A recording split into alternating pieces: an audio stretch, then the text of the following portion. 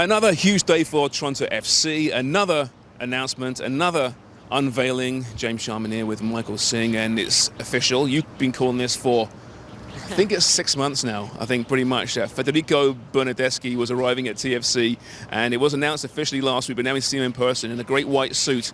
And opening observations, he's a fun guy. He was embracing the fans, he was dancing, he was holding that flag up.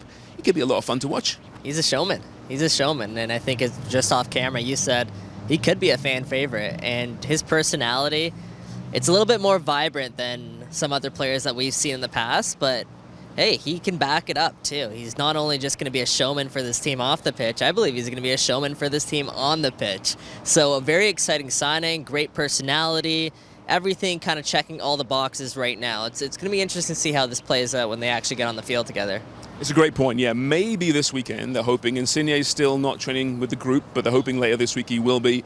Bernardeschi hit the field today for the first time, I believe, so it might be a little bit too soon, but I guess the way this team's playing right now, they want to get these guys fit, healthy, and on song playing for this team because they need points in a very bad way.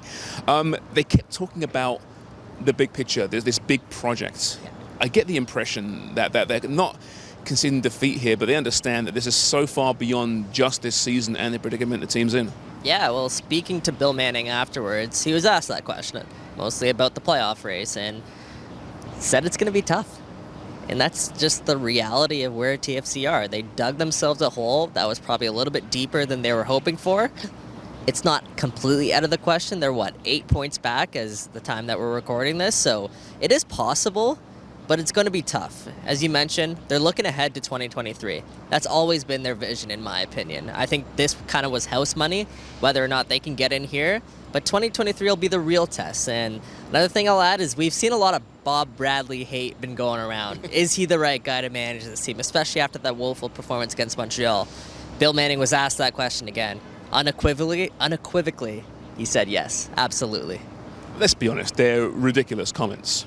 Right? I mean, you don't bring in Bob Bradley and say after half a season, well, the team's not playing well, when he's played all the kids up until this point. Of course, he's long-term. Bill Manning said also how when he hired Bob Bradley, it was about a guy who could manage superstar players.